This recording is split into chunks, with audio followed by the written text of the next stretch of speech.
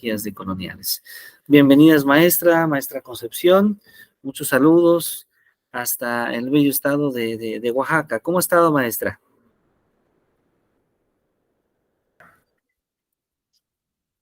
Bien, gracias. No sé si se escucha. Sí, sí se escucha muy bien, maestra. Bueno, yo sí me escucho muy bien. Sí. Bien, gracias. Muy bien, perfecto.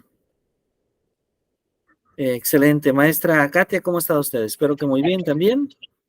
Sí, también muy bien, gracias. Perdón que no prenda mi cámara, pero se me hizo muy tarde y estoy tomándola en la cama. No se preocupe, está muy bien, maestra. Muy bien. Bueno, pues un placer saludarles. Vamos a seguir dialogando. Está esta lectura. Por ahí nos queda pendiente hacer una tarea de revisar un capítulo en específico, ¿verdad? Comentamos.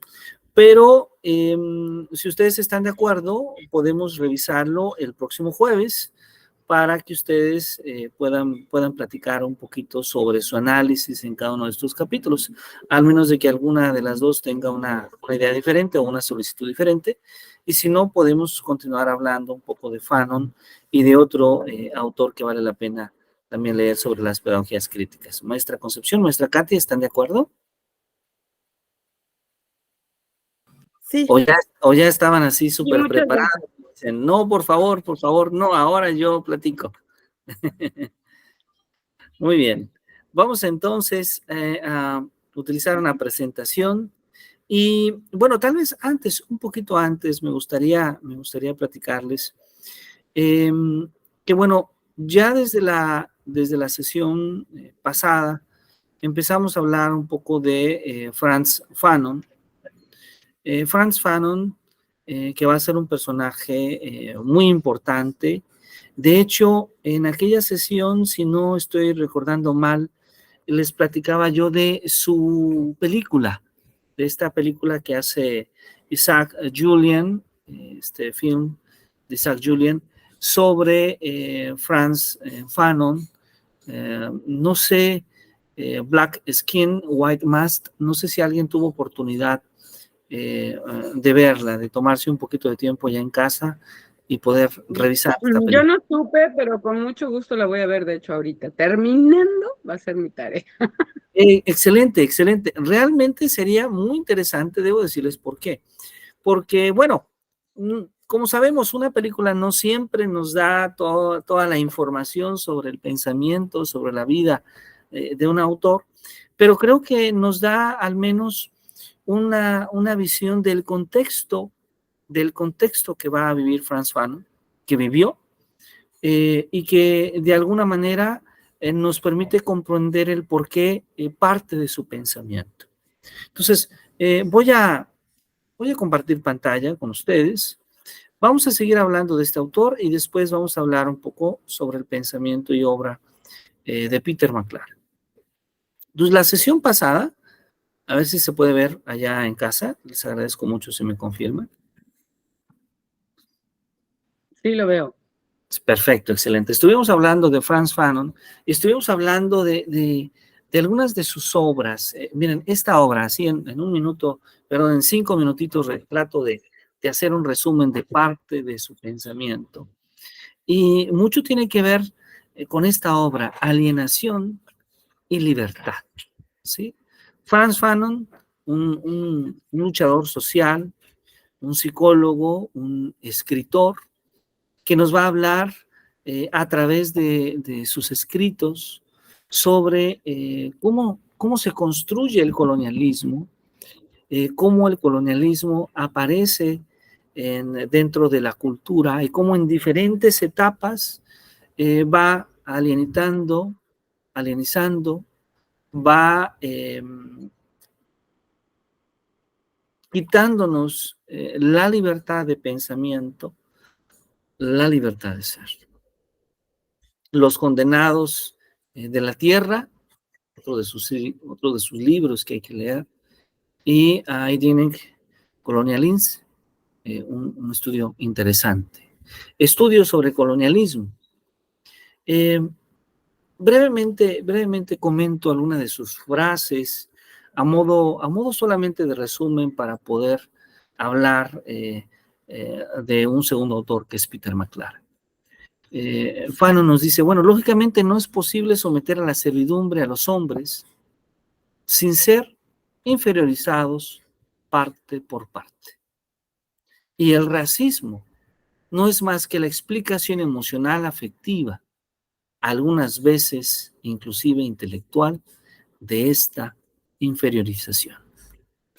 Fanon entonces va a hacer una crítica muy fuerte a cómo en Estados Unidos la cultura va a estar pensada para los blancos y va a negar inclusive los derechos civiles a los hombres y a las mujeres de color.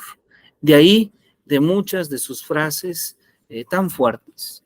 Esta frase que aparece en la biografía que escribe David Massey sobre él, donde nos dice, para el hombre negro existe solo un destino, y ese destino es blanco. Es decir, es decidido por un hombre blanco. Es decir, los hombres blancos deciden el destino del mundo, especialmente el de los hombres negros.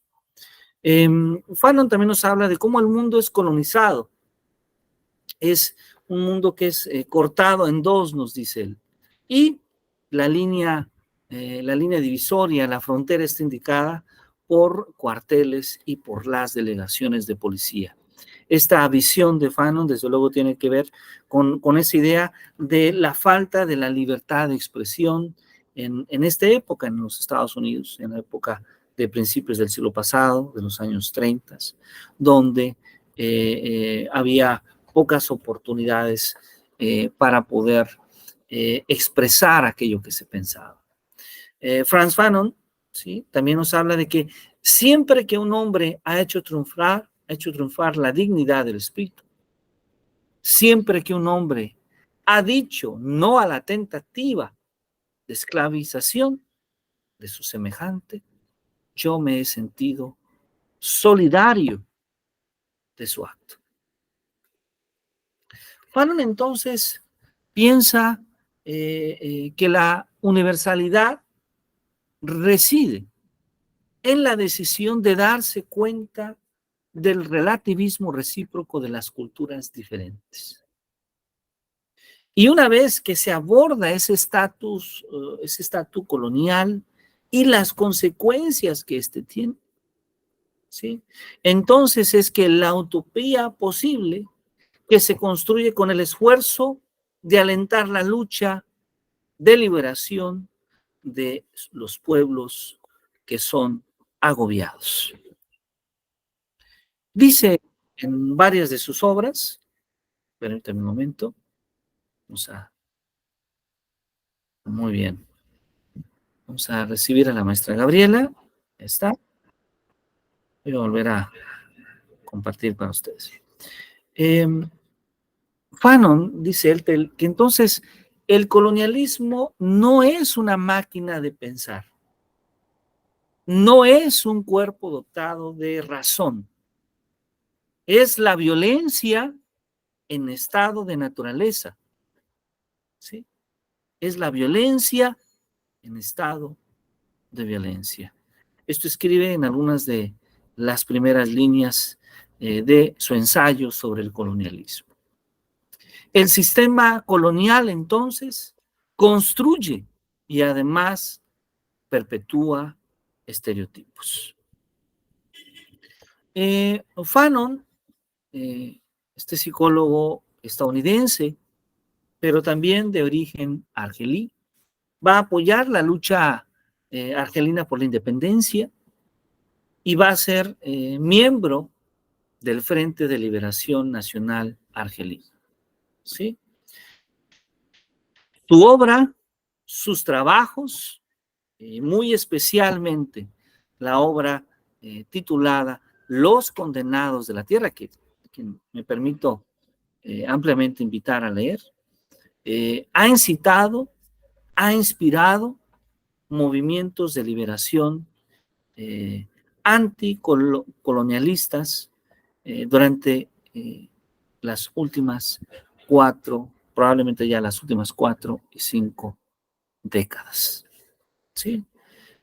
Un personaje importante, un personaje controversial, un personaje que va a influir después en el pensamiento de otros grandes personajes como justamente Luther King, Martin Luther King, que va a ser también sumamente importante. Frantz Fanon, entonces, en una de sus biografías desarrolladas por James Williams, nos dice que el colonialismo es la dominación. Y en ese caso, él pone el ejemplo de la ideología aristotélica del amo y del esclavo, donde se describe la relación social entre quienes deben mandar, pero también entre quienes deben obedecer, porque esa es a la naturaleza a la que las personas pertenecen. Aquellos quienes son los dueños de los medios de producción en los tiempos contemporáneos y aquellos quienes simplemente trabajamos en esos medios de producción. La dominación capitalista, entonces, para Fanon se basa en la explotación del trabajo asalariado por medio de relaciones entre los seres humanos formalmente iguales. La dominación colonial se basa en la relación jerárquica entre los grupos humanos por una supuesta razón natural, que puede ser la raza, que puede ser la casta, que puede ser la religión, que puede ser la etnia. Y bueno, hace un momento, cuando hablaba de esta película, pues bueno, les invito que en este fin de semana no dejen de disfrutar de la obra de Frantz Fanon a través de esta película desarrollada por Isaac Julien. Entonces lo dejo aquí para que todos y todas ustedes puedan revisarlo. Bueno, esto que estamos hablando de Fanon, este resumen, nos invita a conocer a otros autores que desde perspectivas diferentes también van a converger en un pensamiento semejante. Y con ello voy a citar a Peter McLaren, escritor, pedagogo canadiense, que se interesó también por los problemas sociales, pero desde una perspectiva un poco más educativa, no solamente ligada a la lucha social, sino también una preocupación que surge mucho más por aquello que se hace en la escuela, ¿sí? Peter McLaren es el cofundador de esta noción de la pedagogía crítica en los tiempos contemporáneos. Y bueno, un hombre que también realiza un análisis político en contra del capitalismo, un hombre influenciado también por una filosofía marxista, pero muy centrada en una filosofía marxista humanista, pensando sobre todo en esta noción, en esta relación que se establece entre un ser humano y otro. Él fue profesor en los años 70 en la educación básica, en la educación media superior, ¿sí? Estamos hablando de un profesor en activo, de un profesor que trasladó, que sistematizó su práctica, que se cuestionó sobre su práctica. Actualmente es profesor de la Universidad de California, en la ciudad de Los Ángeles. Podríamos decir que hablamos de un educador en una extensión amplia, pero un educador de izquierda, un educador que está preocupado por las condiciones de justicia social y que ha procurado ser congruente con su pensamiento. Sus aportaciones han llevado más allá de su trabajo únicamente en los Estados Unidos y en Canadá. Y esto es interesante, porque probablemente cuando vemos la imagen de Peter McLaren, alguien podría pensar que de alguna manera su aspecto físico, como un hombre blanco, como un hombre rubio, sugiere que probablemente se sintiese cómodo con ese rol al que nos habla, del que nos habla Frantz Fanon en el mundo. Pero no es así. La visión de McLaren va a ser completamente opuesta. McLaren ha sido escritor de varios textos, todos ellos dedicados principalmente a una postura crítica, ¿sí? Entre ellos podemos hablar de un texto de los años 90, enseñando en contra del capitalismo y del nuevo imperialismo, es decir, una pedagogía crítica. Las teorías críticas, las pedagogías radicales y los conflictos globales. También he escrito sobre dos personajes de los cuales se ha pronunciado admirador y particularmente del segundo, con quien tuvo la oportunidad en varias ocasiones de tener un diálogo directo, y me estoy con ello refiriendo a Paulo Freire. Es decir, habla sobre el Che Guevara, Paulo Freire y la pedagogía de la revolución en su obra del año 2000, la vida en las escuelas, ¿sí? Una introducción a la pedagogía crítica en los fundamentos de la educación en los años 90. Permítame un momentito, por favor.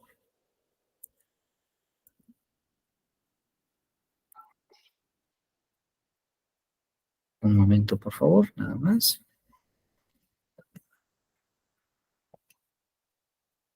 Ahora voy a volver a compartir.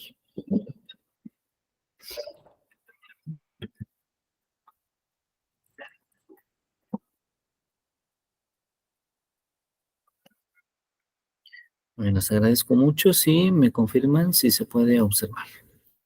Ya está, ¿verdad? De nuevo. Muchas gracias. Ya se puede observar, ¿verdad? Sí, sí se ve. Sí, muchas gracias. Cuando le preguntan a Peter McLaren sobre cuál es el objetivo de su pedagogía, cuál es el sentido o el propósito de su pedagogía, la respuesta que McLaren nos da es el poder habilitar a los desposeídos, el poder transformar las desigualdades e injusticias sociales existentes. Es decir, el poder contribuir a crear una pedagogía de la liberación, una pedagogía de la esperanza, ¿sí? El poder dar poder al sujeto y a la transformación social de los sujetos que han sido alineados, que han sido oprimidos. Entonces, observemos, por favor, cómo este término, inclusive la pedagogía de la liberación, la pedagogía de la esperanza, es completamente compatible con la visión desarrollada por el propio Paulo Freire, ¿no? Solo por mencionar, cuando Peter McLaren escribe sus primeras obras en los años 90, estamos hablando de que Paulo Freire fallece en el 98. Entonces encontramos en Peter McLaren como este pensador, para algunos académicos, como una especie del sucesor natural del pensamiento de Paulo Freire en la actualidad. ¿Cuáles son algunos principios fundamentales sobre los que McLaren hace un diálogo? El primero es un principio desde una visión desde la política, ¿no? La política donde la educación no es neutral, no es apolítica y no es axiológica. ¿Sí?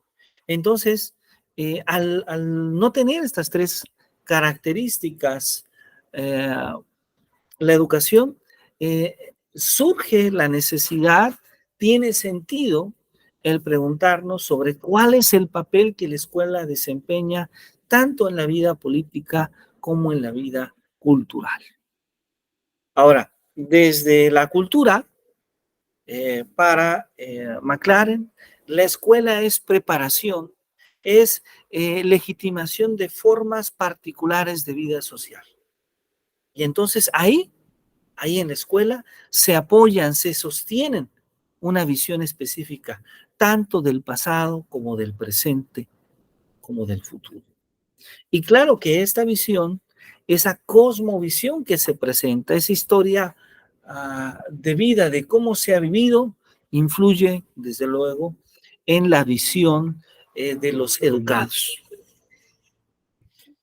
Otro principio fundamental es el principio de economía, donde la escuela debe formar individuos que cumplan con la lógica de las demandas del mercado.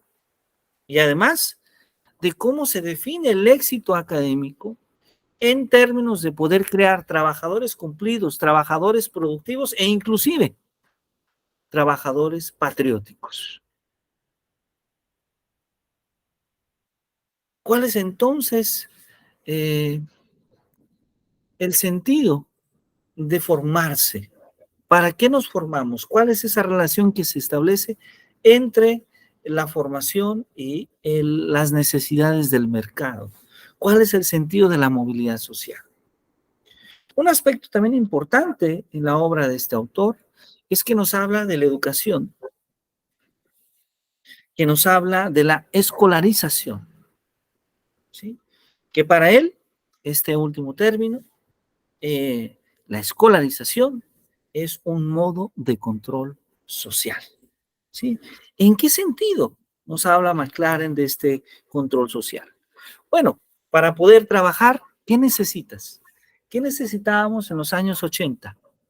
Tener una licenciatura. Para poder trabajar después del año 2000, es indispensable que el nivel de especialización de la persona sea aún más amplio. Hay que tener una maestría. Probablemente para los años 30, aquella persona que no cuente con estudios de doctorado tendría grandes dificultades para poderse emplear.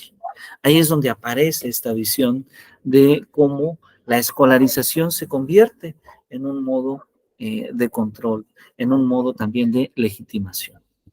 Y la educación, por otro lado, la ve justamente como un potencial de poder transformar la sociedad. De hecho, la ve como esa única posibilidad para que realmente se lleve a cabo una transformación social que le dé poder a todas las personas y que invite a las personas a transformar su realidad, a buscar condiciones de igualdad y de justicia. Bueno, pero entonces, ¿qué es a lo que, ya detallando un poquito más a lo que McLaren se refiere con cultura? Pues McLaren nos dice que para él la cultura es ese conjunto de prácticas, de ideologías, de valores, a partir de los cuales diferentes grupos otorgan sentido a su mundo. Pero entonces vamos a encontrar al menos tres conceptos importantes. De hecho, dos tipos de culturas. Una cultura dominante con prácticas y representaciones sociales que afirman los valores centrales, los intereses, los compromisos de la clase social que va a controlar la riqueza material y simbólica de la sociedad. Y después tenemos una cultura subordinada, que es ese conjunto de prácticas, de ideologías, de valores que poseen los grupos subordinados a la cultura dominante. Pero además, vamos a ver también subculturas.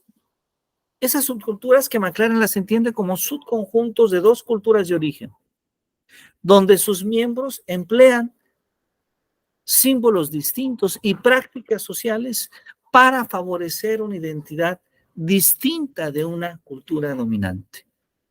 Inclusive que en ocasiones se van a involucrar en actos de oposición a esa cultura dominante.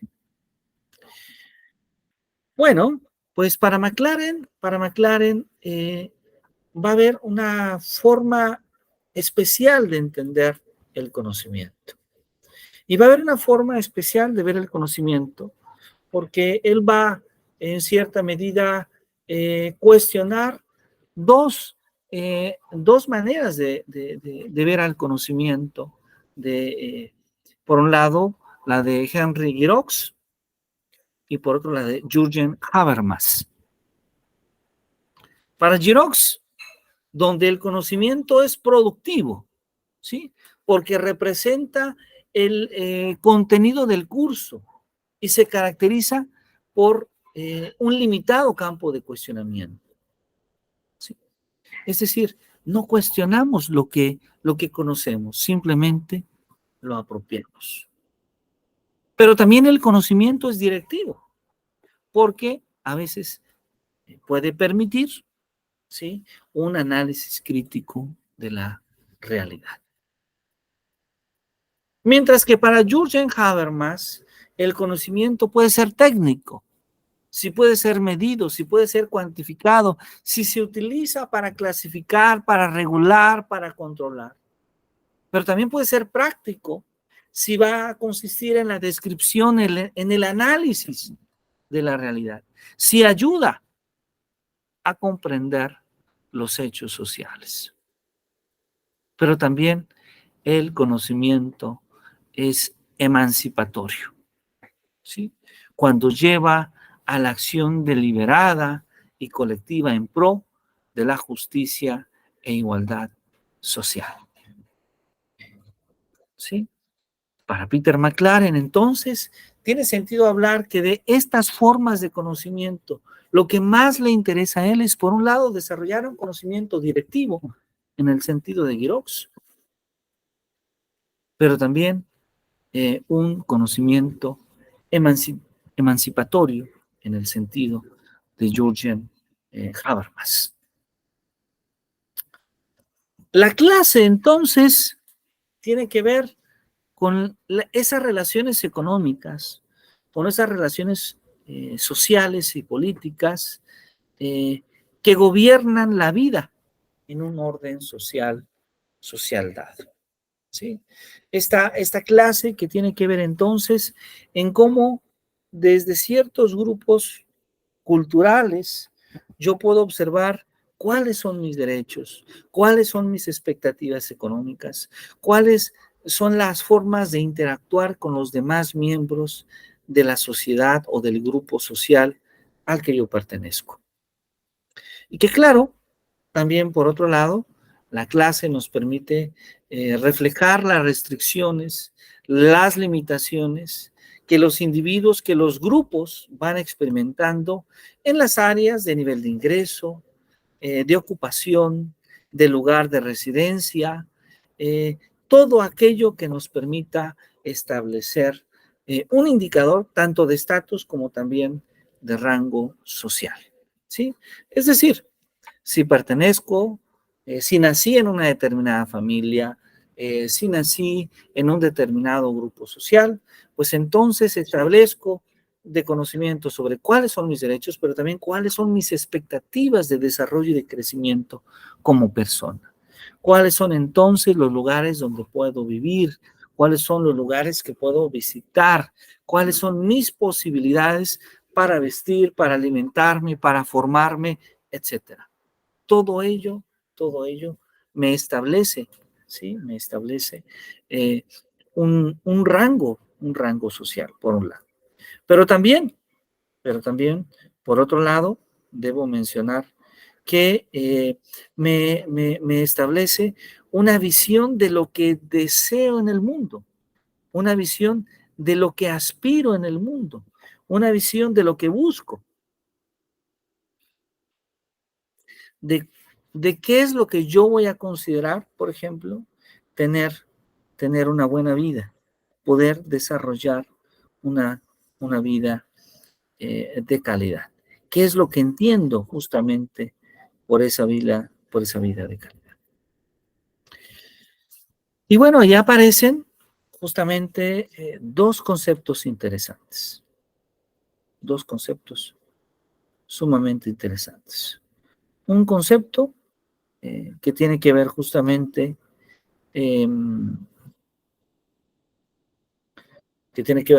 con la hegemonía y con la ideología. La hegemonía, que desde las prácticas sociales es lo que la gente dice, lo que la gente hace, ¿sí?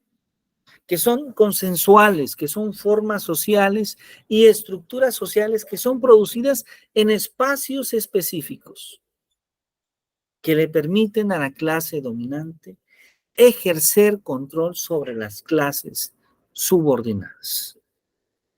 La ideología, que es la producción y la representación de ideas, de valores, de creencias, la forma en la que son expresadas y vividas por los individuos, por los grupos, y que esencialmente pueden darse desde de dos maneras o bajo dos perspectivas. Positiva, cuando la gente le da sentido a su mundo, pero también puede ser negativa, cuando legitima, cuando disimula, cuando fragmenta, cuando cosifica. Y claro, a lo largo de la historia podemos encontrar ejemplos de ello. Probablemente con el primer autor que comenzamos esta tarde hablando de Frantz Fanon, en la época de Frantz Fanon, en la época de Martin Luther King, podemos recordar cómo en Estados Unidos, en el país de la libertad, en un país democrático con un amplio reconocimiento en el mundo, ahí en Estados Unidos, los hombres negros no podrían subirse a un camión escolar con hombres blancos. No había espacio para ese intercambio de las dos culturas. No había derecho para el hombre de color de posicionarse en lugares de los blancos. No había derecho para el hombre de color y para la mujer de color de hacer estudios universitarios, de darle accesibilidad a la educación, ¿sí? Inclusive, no había derecho, durante mucho tiempo no hubo derecho, para que pudiese haber órdenes superiores dentro del propio ejército de los Estados Unidos a los hombres de color. No había derecho para que las mujeres de color pudieran formarse como investigadoras, inclusive en estudios de ciencia y de educación. Entonces, fue la lucha social, fue la búsqueda de los derechos para todos los ciudadanos, la que permitió que posteriormente los hombres y las mujeres de color, los hombres y las mujeres latinas, los hombres y las mujeres provenientes de Asia tuviesen acceso y derecho a estos servicios, aún en el país de la libertad. Entonces, las costumbres, los rituales, las creencias, los valores, ¿sí? Generan en los individuos concepciones que en muchas ocasiones son distorsionadas de su ubicación en el orden sociocultural y que en muchas ocasiones inclusive sirven para disfrazar relaciones injustas de poder y de privilegio, ¿sí? Esa hegemonía ideológica. A eso es a lo que nos estamos refiriendo. Y que a lo largo de la historia, tan solo del siglo pasado y tan solo de este siglo en diferentes partes del mundo, podemos todavía observar, ¿sí? El hecho de que inclusive la ley proteja los abusos, proteja las injusticias, en el hecho de que la propia ley le dé privilegios a unos ciudadanos sobre otros. ¿Sí? En México lo vivimos. En México lo vivimos en este gobierno. En México lo hemos vivido en otros gobiernos. Cuando para poder hacer justicia sobre actos de orden civil, sobre actos de orden penal, la justicia se hace para quien puede pagarla. Este es un claro ejemplo de cómo entonces se puede legitimar, se puede disimular, ¿sí? Una ley para unos ciudadanos y la misma ley se trata de una forma diferente para otros. Bueno, esto ha sido solo un ejemplo de lo que ocurre. Y claro, esto también nos lleva a reflexionar sobre la escuela, ¿sí? McLaren nos habla de ello justamente. Nos habla de cómo la escuela son estas arenas culturales con una heterogeneidad de formas sociales, de formas ideológicas, que van enfrentando siempre una lucha irremisible por la dominación, ¿sí? Por la dominación. A veces decimos, ¿por qué es tan importante lo que ocurre en los libros de texto? Es importante, porque lo que se escribe en los libros de texto es una cosmovisión, es una manera de ver la realidad del país. Y claro, que la visión que se ejerce a través de la escuela, claro que la visión que se ejerce a través de la docencia influye en la forma de pensar de los ciudadanos. Por eso tanto debate sobre los libros de texto.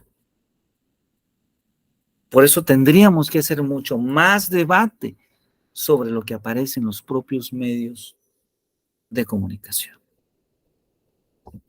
Y claro, estas arenas culturales a las que se refiere McLaren poseen una doble forma. Por un lado, como mecanismos de clasificación en el que determinados grupos de estudiantes son favorecidos por su raza, por su clase, por su género,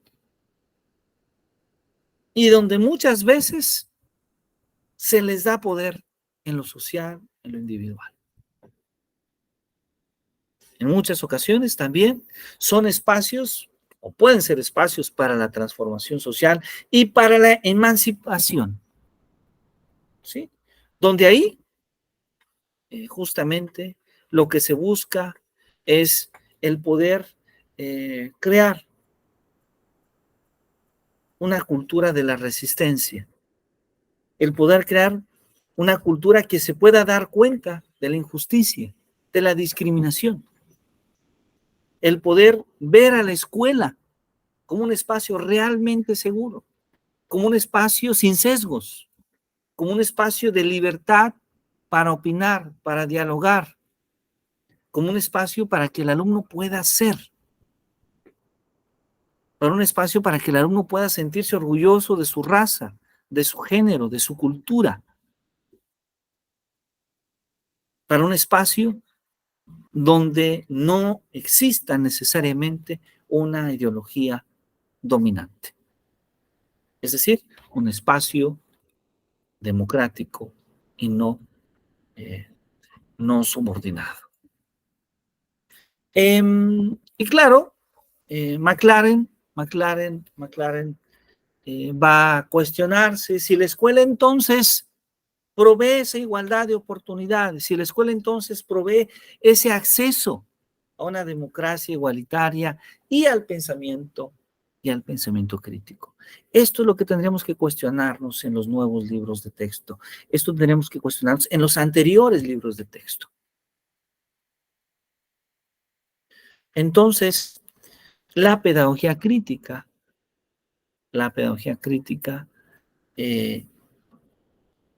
lo que nos ofrece es construir una lucha por una vida que sea cualitativamente mejor para todos.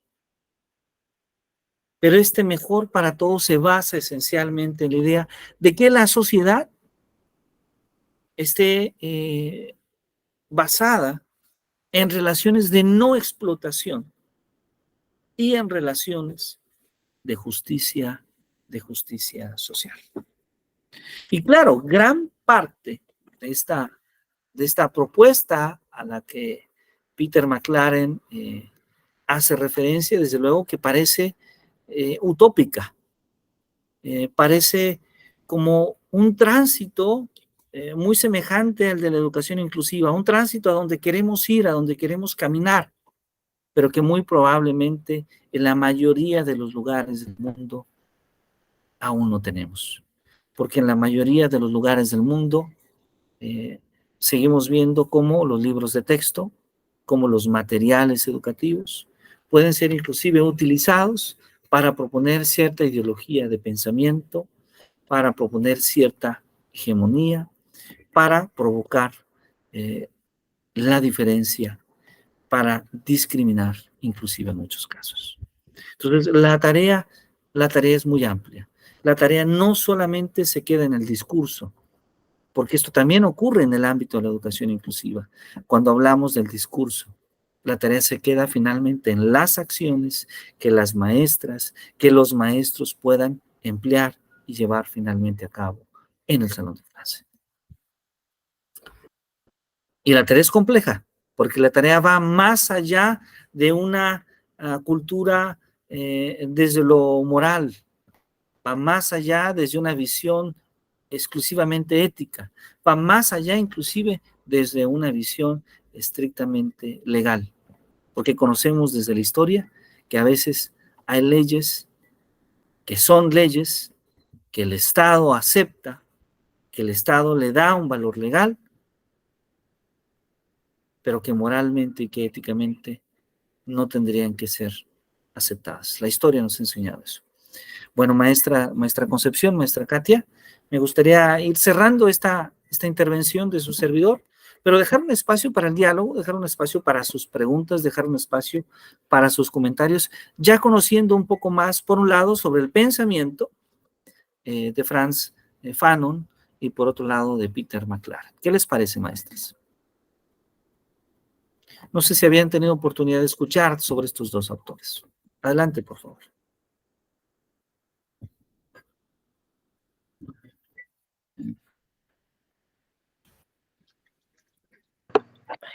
Buenas tardes. Hola, maestra Katia, sus órdenes. Pues muy interesante. La verdad es que yo solo los conocía por encimita, había escuchado sus nombres y mucho gracias a tu influencia y a tu dirección, pero no sé, me deja mucho que pensar sobre todo lo que estás hablando de los libros de texto, porque creo que esta responsabilidad que recae sobre el maestro, pues no es nueva. Siempre los maestros hemos impartido un currículum oculto que tiene que ver con nuestra propia postura referente a los temas que tenemos que abordar en clase. Pero me preocupa aún más porque no hay una línea clara, ¿no? Y no hay un consenso. Y por lo mismo, entonces, están todavía más expuestos los niños a que cada maestro, pues, les plantee su postura. Digo, no conozco a profundidad los materiales, pero lo que entiendo es que cada docente va a crear sus proyectos con relación a su contexto, a la realidad, y creo que esta excesiva libertad, no sé si me estoy expresando mal, pero esta falta de directriz, pues le va a restar no sé, como el desarrollo de un solo criterio. Ahora, por otra parte, otra reflexión, que no son opiniones, son simplemente cuestionamientos que vienen a mi mente al escucharte.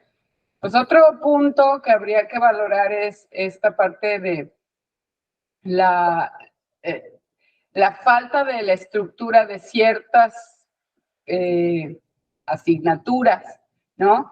¿Qué tantos? Muchas veces uno tiene un programa de estudio como docente y si no dominas el tema, te sirve, tú mismo lo preparas, tú mismo investigas y se lo impartes. Si no te lo plantean como tal, pues entonces me lo puedo brincar.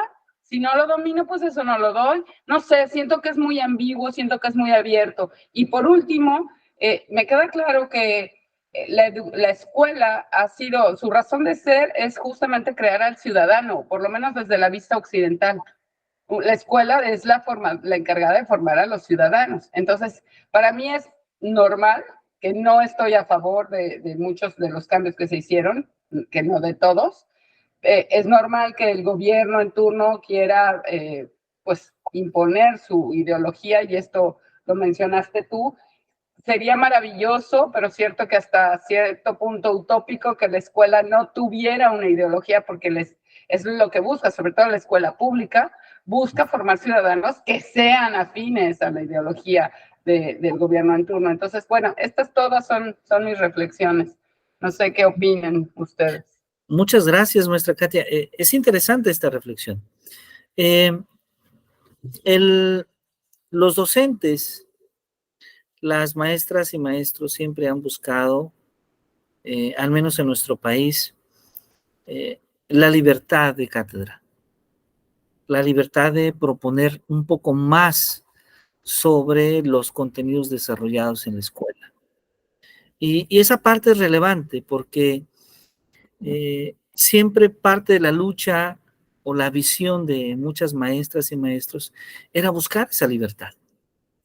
En el modelo educativo pasado, el modelo de aprendizajes claves, conocido así popularmente, ya la Secretaría de Educación Pública había implementado un área que se llamaba autonomía curricular, que permitía que las maestras y los maestros pudieran modificar aproximadamente hasta un 20%, adaptar los contenidos a su contexto hasta un 20%. Ya esto implicaba cierta libertad para las maestras y los maestros. Esto significaba atender aquella solicitud que muchas maestras y maestros habían propuesto, argumentando que el contexto influía mucho en la forma de aprender y que entonces a una gran diversidad de contextos los planes y programas de estudios pues tendrían que poderse adaptar y ser diversos. La nueva escuela mexicana nos ha dado aún más libertad. Y este cuestionamiento es muy interesante porque ahora hay tanta libertad donde pareciera que no sabemos qué hacer. Es decir, tal vez hemos estado acostumbrados que alguien nos diga, profesor, profesora, debe seguir esta línea. Ahora sí hay una pauta, sí hay una directriz a través de los programas sintéticos, pero ciertamente esta directriz es muy breve, ¿sí? Algo así como camina hacia adelante.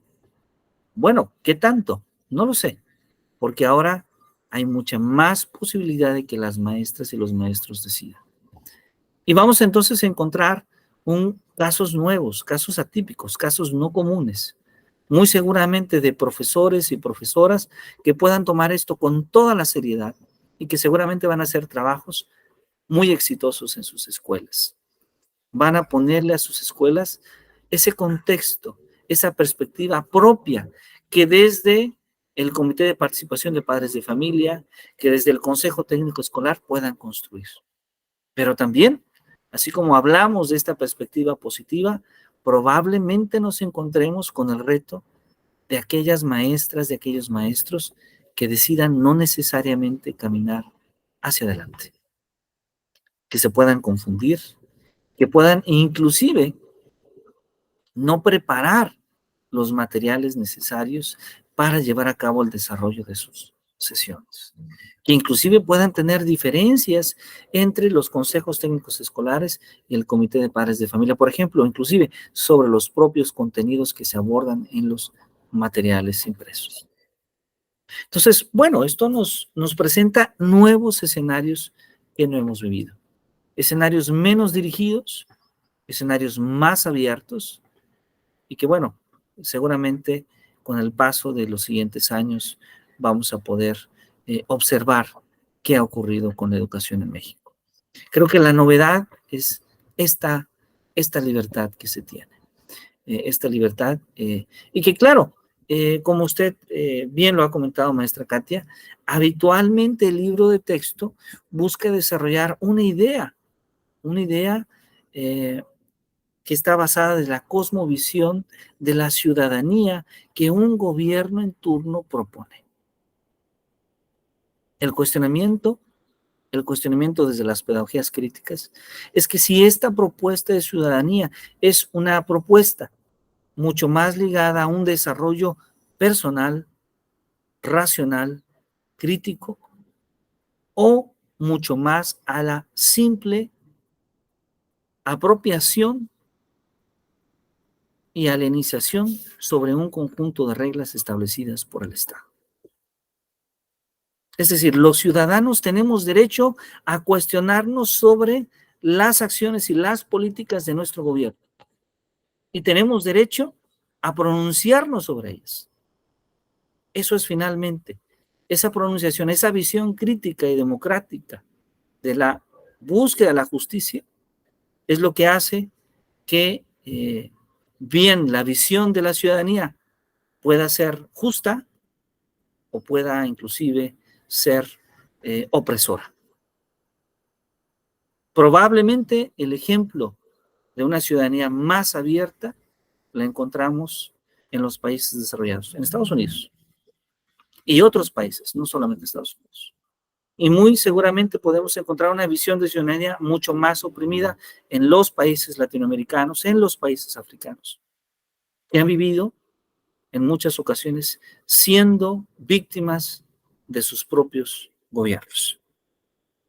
La visión de la pedagogía crítica es que el ciudadano, aún con los textos basados en cierta ideología, aún con los medios de comunicación basados en cierta ideología, tenga la capacidad de darse cuenta cuando está siendo oprimido y tenga la capacidad de pronunciarse y de expresarse al respecto si así lo considera. Esa es la visión, en este caso de McLaren, sobre la pedagogía crítica. El que el ciudadano pueda desarrollar esa conciencia, esa capacidad de análisis y de crítica y de propuesta y de acción sobre la realidad que vive. Muchas gracias, maestra Katia. Preguntas muy interesantes. Maestra Concepción, ¿alguna pregunta, algún comentario que usted desee agregar? Bueno, aquí nada más mi comentario va en respecto a cómo vemos esta parte de el cambio de la ideología de Paulo Freire respecto a los oprimidos y a los opresores. Aquí ya con Peter McLaren ya nos hace un análisis más precisamente dentro de la escuela, ¿no? Claro. A veces nosotros como maestros también que tanto incluimos o que tanto excluimos, ¿no? Ya se enfoca precisamente más ahora sí que a lo que tiene que ver con la escuela, y ya aquí retoman con la ideología de Fanon, pues es cómo va cambiando todo este tipo de la pedagogía crítica. En base a eso iría mi comentario, ¿no? Claro, muchas gracias. Fíjense que es interesante esta parte porque, si me permiten, me gustaría cerrar con este comentario. ¿Cómo vamos pasando de un pensamiento mucho más sociológico y filosófico a un pensamiento más pedagógico? Todos críticos, pero por ejemplo, la propuesta de Fanon no necesariamente es educativa, es una propuesta de lucha social que inspira un pensamiento pedagógico en Paulo Freire, por ejemplo, como el de Paulo Freire, pero que finalmente cuando nos pronunciamos o nos preguntamos ¿y cómo lo vemos en el aula? Ya estamos hablando un poco más de Peter McLaren, ¿no? Entonces, ahí tenemos un eslabón que nos permite ver cómo vamos pasando de una visión evidentemente social o sociológica, antropológica, a una visión mucho más pedagógica. ¿Sí? Muchas gracias, maestra Concepción.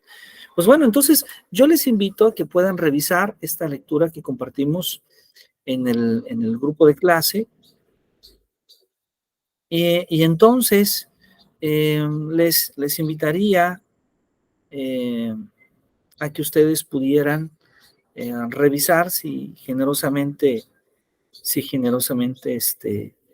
pueden hacer esta lectura, preparar una presentación para el próximo jueves y podamos compartir ahí las ideas principales que cada uno de nosotros encontró en un respectivo capítulo. La intención no es otra cosa más de que poder profundizar en el pensamiento de cada uno de estos autores y desde luego autores importantes que de esta visión de tener una mirada crítica sobre la realidad, sobre la educación, han influido en toda esta corriente de pensamiento que llamamos pedagogías críticas y decoloniales, que hoy en día se está convirtiendo en una corriente ampliamente explotada, debo decirlo, no solamente por el modelo educativo mexicano, sino por varios modelos educativos que están apareciendo principalmente en América del Sur. ¿Sí? Así que bueno, pues les agradezco muchísimo su asistencia a esta sesión. Espero que sigan disfrutando de este sábado en casa y muchísimas gracias por acompañarnos.